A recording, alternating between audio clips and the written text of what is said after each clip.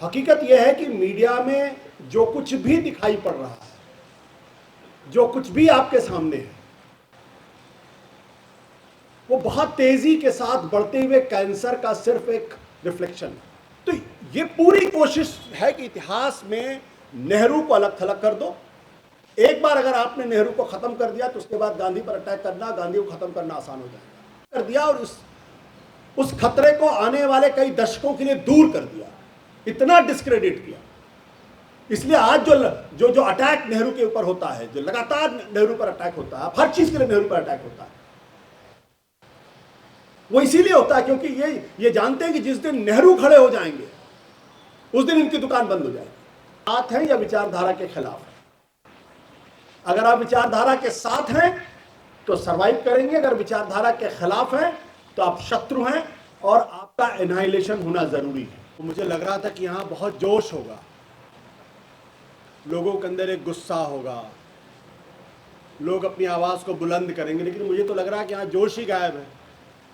तो हम लोग तेज आवाज में बात करके कर भी क्या लेंगे और कर भी क्या सकते? तो कम से कम थोड़ा तो जोश लाइए ना। आवाज दूर तक पहुंचे तो बात समझ में आएगी, तब तो लगेगा कि आवाज का कुछ असर हो रहा, कुछ बात का असर हो रहा। देखिए, हमारे पहले बहुत विद्वान लोगों ने बहुत अच्छी अच्छी बातें कही हैं। मैं इस पूरी समस्या को, एक तो पहले मैं कह दूं कि भाई देखिए, ये मीडिया का नाम मत लीजिए। उसकी मृत्यु हो गई है, अब उसकी लाश को ढोया जा रहा है। कोई मीडिया अब इस देश के अंदर एग्जिस्ट करता ही नहीं। हकीकत ये है, कुछ लोग हैं जो अपना ढोल पीट रहे हैं और उस ढोल का भी आवाज बहुत दूर तक जा नहीं रही है। तो मीडिया की डेथ हो चुकी है, अब सिर्फ लाशें ढोई जा रही हैं, उसके नाम पर लोगों को बेवकूफ बनाने का एक धंधा चल रहा है। दूसरी बात ये हमें समझना चाहिए कि ये सिर्फ क्या मीडिया का संकट है, अगर जिसके बारे में बार बार बात करते हैं, क्या सिर्फ यही है? तो शायद हम इस समस्या को समझ ही नहीं पा रहे। शायद हम इसका, जब तक आप इस समस्या को समझेंगे नहीं, जब तक आप मर्ज को नहीं समझेंगे, तब तक इलाज कैसे करेंगे? हकीकत यह है कि मीडिया में जो कुछ भी दिखाई पड़ रहा है, जो कुछ भी आपके सामने है, वो बहुत तेजी के साथ बढ़ते हुए कैंसर का सिर्फ एक रिफ्लेक्शन है। अब ये हमें बैठ के सोचना है कि कैंसर 4th स्टेज में पहुंच गया, टर्मिनल स्टेज में पहुंच गया या नहीं पहुंचना है। 1st 2nd स्टेज से तो बाहर निकल चुका है। इसलिए सबसे पहले ये समझना पड़ेगा कि है क्या चीज। ये चीज दरअसल एक विचारधारा है जो 1925 में जिसका जन्म दिया गया। उस विचारधारा के मूल में दो चीजें हैं। भयंकर तरीके से इंफीरियरिटी कॉम्प्लेक्स, भयानक, और दूसरा नफरत। लेकिन उनकी एक चीज की तारीफ करनी पड़ेगी, गजब का पेशेंस, धैर्य और सब्र तो गजब का। जब सब लोगों ने उनको रिजेक्ट कर दिया, जब सबने उनको खारिज कर दिया, तब भी वो अपना काम सिर झुका के करते रहे, अपने आप को कंसोलिडेट करते रहे और अंत में उस जगह पर पहुंच गए जहां उनको आज इस देश के 35-36% लोगों को अपने साथ लाने में मदद मिल गई, समर्थन मिल गया। तो ये एक आइडियोलॉजिकल वॉरफेयर है। जब आइडियोलॉजिकल वॉरफेयर होता है तो वो एकांगी नहीं होता, मल्टी डायमेंशनल होता है, बहुआयामी होता है। जो चीज आज हम मीडिया में देख रहे हैं, यहां से बहुत थोड़ी दूर पे है न्यायपालिका। जजेस के नाम आप ले लीजिए और आपको पता चल जाएगा उनका फैसला क्या होने वाला है। बहुत सारे ऐसे लोग हैं जिनकी रीढ़ की हड्डी गायब हो चुकी है, और कुछ ऐसे लोग हैं जो कन्विंस्ड हैं कि यही होना चाहिए।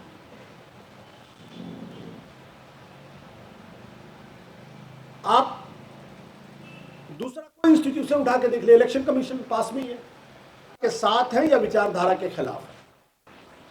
अगर आप विचारधारा के साथ हैं तो सरवाइव करेंगे, अगर विचारधारा के खिलाफ हैं तो आप शत्रु हैं और आपका एनाइलेशन होना जरूरी है, आपका सर कटना जरूरी है। वो आज कटे, 10 दिन बाद कटे, 25 दिन बाद कटे। आज जिस हम इस्लामोफोबिया की बात कर रहे हैं, क्या ये सिर्फ मुसलमानों का सवाल है क्या? मेरे जैसे हिंदुओं का भी ये सवाल है। लोकतंत्र रहेगा तो हम जिंदा रहेंगे, लोकतंत्र नहीं रहेगा तो हम जिंदा नहीं, हम मुर्दा हो जाएंगे।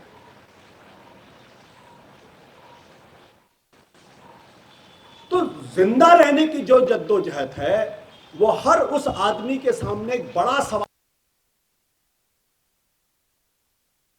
है जिसको इस देश के लोकतंत्र पे यकीन है, जो भारत के संविधान को मानता है और जो भारत की सभ्यता को पूरी तरीके से समझता है। और ये सवाल सिर्फ लोकतंत्र या संविधान बचाने का नहीं है। जो लोग इस सभ्यता की वजह से इसको विश्वगुरु बनाने की बात करते हैं, उनका मानना यह है कि दरअसल यही वो मूल्य है जिनकी वजह से भारत को इतने सालों के लिए जिसको परवर्टेड वर्च्यूज कहते हैं, तो जिसको आप सत्य, करुणा, अहिंसा, शांति, प्रेम, टॉलरेंस, सहिष्णुता जिसको आप बोलते हैं और जिस पर आप गर्व महसूस करते हैं कि देखिए हमारा धर्म कितना उदात्त धर्म है, उनको इसकी उदात्तता पर प्रश्न चिन्ह है। ये इसकी उदात्तता को बदलना चाहते हैं। उनको चाहिए एक क्रूर किस्म का, रूथलेस किस्म का, क्योंकि धर्म युद्ध में दूसरी कोई बात होती नहीं है। तो इसलिए ये हम जिसको समझते हैं कि मीडिया का एक चरित्र ऐसा हो गया है, ये तो होना ही है। दिक्कत क्या है कि हमारे यहां आज की तारीख में देखिए इस चीज को सिर्फ 2 लोगों ने इस देश को इस चीज को समझा था कि कितनी खतरनाक ताकत है। महात्मा गांधी ने, इसे कभी उन्होंने कंप्रोमाइज नहीं किया और ये बार बार महात्मा गांधी को खत्म कर रहे। दरअसल ये पूरी लड़ाई ही महात्मा गांधी को खत्म करने की लड़ाई है, क्योंकि अहिंसा जो है वो एंटीथीसिस है। उनको लगता है अहिंसा ने इस देश की सभ्यता के, इस देश के लोगों को कमजोर कर दिया, इसलिए विदेशी आए और उन्होंने हम पे कब्जा किया। इसलिए इस अहिंसा को नहीं होना चाहिए। इसलिए कभी सम्राट अशोक का जिक्र नहीं करते। तो ये दूसरा, पंडित जवाहरलाल नेहरू। दुर्भाग्य की बात यह है कि जिस पार्टी को सबसे ज्यादा नेहरू के बारे में बात करनी चाहिए, वो नेहरू के बारे में बात करने में उनको शर्म आती है। 1951 का जो पहला लोकतांत्रिक चुनाव हुआ, अगर आप उसको ध्यान से पढ़ें तो आपको लगेगा कि उस वक्त जवाहरलाल नेहरू जो बात कह रहे थे वो उस खतरे को तब पहचान रहे थे और उसके कर दिया और उस खतरे को आने वाले कई दशकों के लिए दूर कर दिया, इतना डिस्क्रेडिट किया। इसलिए आज जो अटैक नेहरू के ऊपर होता है, जो लगातार नेहरू पर अटैक होता है, हर चीज के लिए नेहरू पर अटैक होता है, वो इसीलिए होता है क्योंकि ये जानते हैं कि जिस दिन नेहरू खड़े हो जाएंगे उस दिन इनकी दुकान बंद हो जाएगी। जिन दिन गांधी जी खड़े हो जाएंगे उस दिन। और हकीकत में ये नेहरू पर हमला इसलिए करते हैं क्योंकि आज की तारीख में भी ये खुलकर गांधी के ऊपर हमला नहीं कर सकते। इनके सबसे बड़े दुश्मन तो गांधी है। तो नेहरू पर अटैक करना आसान है क्योंकि वो सरकार में थे, वो प्राइम मिनिस्टर थे। और जब आप सरकार में होते तो 10 काम करते, 5 काम लोगों को तकलीफ होती उससे। गांधी जी कभी सत्ता में थे नहीं, कभी सरकार नहीं चलाई उन्होंने। जिसको गांधी जी ने अपना उत्तराधिकारी कई साल पहले बनाया था, क्यों बनाया था उसका उन्होंने खुद जिक्र किया है।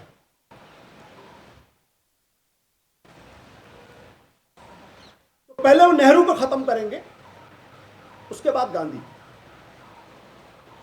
ये तो कहते थे गांधी वध। 1962-63 में आके इनको लगा कि नहीं, ये हमको एंडोर्समेंट चाहिए, हमको क्रेडिबिलिटी चाहिए। तब गांधी को उन्होंने अपनाना शुरू किया। जिन लोगों ने बाबा साहब अंबेडकर के पुतले जलाए, क्या क्या नहीं कहा उनको, अगर आप हिंदू कोड बिल की पूरी डिबेट उठा के देखें तो आपको पता चलेगा। आज वो बाबा साहब अंबेडकर को गले लगा के घूमते। सरदार पटेल ने इनके बारे में क्या क्या नहीं। सरदार पटेल ने दिसंबर 1949 में चेन्नई की अपनी सभा में साफ तौर पे कहा कि ये जो जिस हिंदू राष्ट्र की बात करते हैं, दरअसल ये हिंदू राष्ट्र देश के लिए एक बड़ा खतरा है। और उन्होंने कहा संविधान मानना पड़ेगा, झंडे को तिरंगा तिरंगा सलाम करना पड़ेगा, और कहते हो कि हम तुम पर यकीन करें, कहते कुछ हो करते कुछ हो, ये खेल तुमको खेलने नहीं देंगे, ये सरदार पटेल ने कहा। तो ये पूरी कोशिश है कि इतिहास में नेहरू को अलग थलग कर दो। एक बार अगर आपने नेहरू को खत्म कर दिया तो उसके बाद गांधी पर अटैक करना, गांधी को खत्म करना आसान हो जाएगा। ये उस दिशा में जा रहा है। हमारे यहां दिक्कत क्या है, आज देख लीजिए, जो राजनीतिक पार्टियां 2014 में इनके साथ हाथ नहीं मिलाना चाहती थी, खाना नहीं खाना चाहती थी, गले नहीं मिलना चाहती थी, आज झुक झुक के पैर छूते हैं। तो वो एक बहुत ही संगठित तरीके से अपनी विचारधारा को आगे बढ़ा रहे हैं। जब तक उस विचारधारा के बरक्स पैरेलल विचारधारा उतनी ही मजबूती के साथ, उतनी ही प्रतिक्रिया के साथ जवाब नहीं देती है, तब तक इस लड़ाई को लड़ना आसान नहीं। ये सिर्फ मुसलमानों का सवाल नहीं, ये आशुतोष का भी सवाल है, ये भाषा जी का भी सवाल है, ये राम पुनियानी जी का भी सवाल है, अशोक पांडे जी का भी सवाल है। और ये सवाल इसलिए है क्योंकि मेजॉरिटी के अंदर एक माइनॉरिटी है, अपने उस माइनॉरिटी माइंडसेट को पूरी मेजॉरिटी के ऊपर थोपना चाहते हैं। दे सफरिंग फ्रॉम, ये जो कॉम्प्लेक्स है, तो जब तक दलित खुलकर सामने नहीं आएगा, जब तक उसको ये नहीं लगेगा कि बाबा साहब अंबेडकर की पूरी विरासत को खत्म करना चाहते हैं, और उनकी विरासत को खत्म करने का मतलब ये है कि जो हजारों साल तक जो गैर बराबरी का जो सिलसिला था, उसको खत्म करके आपको पुनः उसी गैर बराबरी में लाके खड़ा कर देगा। जब तक इस देश का दलित इस बात को नहीं समझेगा, दुर्भाग्य की बात है, ऐसे नेता हैं जो हर पार्टी में फिट हो जाते हैं क्योंकि सब जगह उनको सत्ता चाहिए। जब तक इस देश का पिछड़ा नहीं समझेगा इस बात, और जब तक पिछड़े दलित और माइनॉरिटीज के लोगों की हिम्मत ही नहीं बनती है, तब तक आप इसका मुकाबला नहीं कर सकते। इसलिए हमको बहुत लंबी लड़ाई के तैयार रहना चाहिए, और किसी भी कुर्बानी के लिए तैयार रहना चाहिए, किसी भी बलिदान के लिए तैयार रहना चाहिए। ये इतनी आसान लड़ाई नहीं है, वो बहुत प्लान करके चलते हैं। वहां से हम आज के बारे में सोचते हैं, वो 25 साल बाद की प्लानिंग करके चलते हैं। ये जो 25 साल बाद की प्लानिंग है, कब क्या करना है, कैसे करना है, कौन सी गोटी फिट करनी, कौन से नैरेटिव को खड़ा करना है, वो उन सब चीजों को लेके चलते हैं। हमारे यहां वो एकता नहीं, हमारे यहां उस पर अभी कोई सोच नहीं है। इसलिए सिर्फ मीडिया का प्रश्न नहीं है। दुर्भाग्य की बात यह है कि हम सब लोग उसी मीडिया का हिस्सा हैं। और अंतिम में इतनी सी बात कहूंगा,